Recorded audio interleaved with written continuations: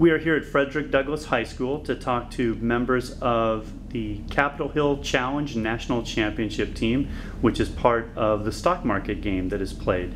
And we would like everybody to introduce themselves.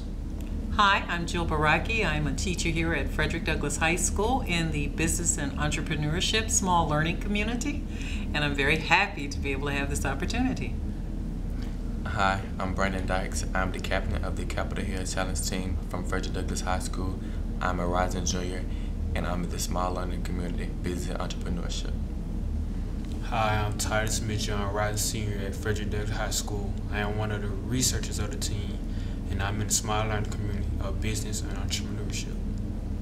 Ms. Beracki, I was wondering if we could kind of give some background as to the Capitol Hill Challenge. These team members, there's 5 of them. They manage a portfolio for about 14 weeks, and I was wondering if you could kind of take it from there. How does this work? How do they play the game, so to speak? Okay, well, it's a great opportunity for students to learn about financial planning and budgeting and about investing their money. And one of the things that you're going to do with the Capitol Hill Challenge is you're going to compete against students from all over the country. And it's going to be, how well do we manage our money? Who's going to be able to make the most money? And one of the things you're going to learn to do is to invest in a corporation. And so you're going to have to do some research on that corporation. You're going to have to find out, well, who's putting money into research and development? Who has good products? Who's a stable company? And how is everything that's going on in the world going to affect that company, and whether or not people are going to want to invest in that company?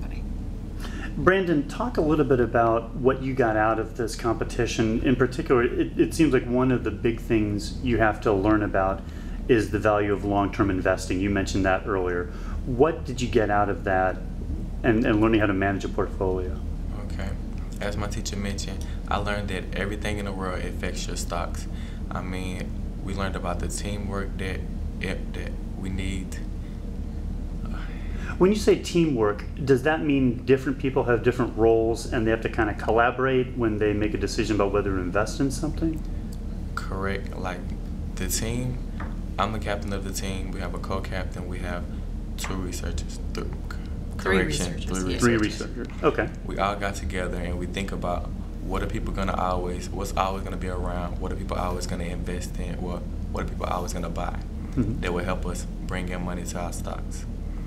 And when doing that, we sit around and think about it, and then it comes down to me and my team on what's gonna happen. And at the end of the day, I have a decision whether we're gonna keep it, whether we're gonna sell it, or whatnot. Or even whether or not you're going to buy it, right? Correct.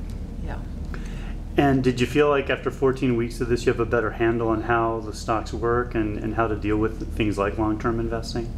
Yes, because I found out that in stocks, when you play, it's better to play stocks because you'll pretty much save most of your money than putting your money in a regular savings account.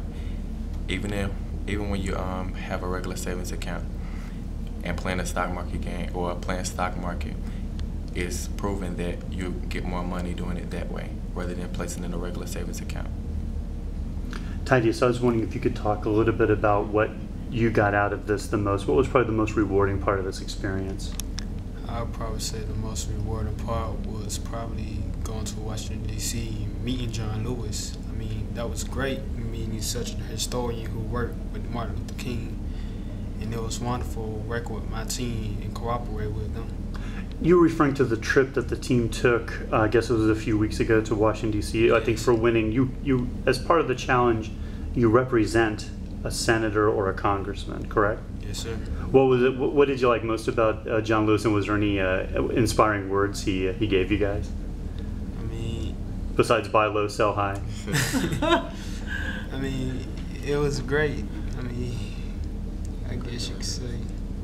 Yeah, he did congratulate us, right? He did. Correct. Now, all 3 of you, just out of curiosity, this is a story that has been picked up a lot. The AJC did a story on you this week, and I believe you're going to be on television, on local television. They're doing a piece on you on the local CW channel. Ms. Beracki, for the students, what kind of long-lasting lesson do they get out of an experience like this, not just in terms of learning how to play with money, so to speak, but just how to focus on current events, how to kind of be maybe a little bit more aware of the bigger world out there. Oh yes, one of the biggest things that I like about this whole stock market game, and especially the Capitol Hill Challenge, is that we find out that we live in an interdependent world. Everything that happens, no matter whether it's in Asia, whether it's in Great Britain, whether it's in South Africa, it doesn't matter where it is. It's going to impact what's going on in the United States. It's going to impact the markets. We get so many things from overseas. What happens in China affects us because we import so many things from China. So what happens in Africa with coffee is going to affect Starbucks. Okay, so all of these things are important to us, and students get a chance, an opportunity to understand what kind of world we live in. We have a global economy. It's not just an economy that's, localized to the United States. We have a big global economy that we're part of. And so this is the most important thing for me as a teacher, to get them to understand that they're no longer just concerned about what goes on in our country, but you've got to know what's going on everywhere. Brandon Dykes, Jill Beracki, Tydious Mitchell, thank you very much for taking the time. You're welcome. Thank you.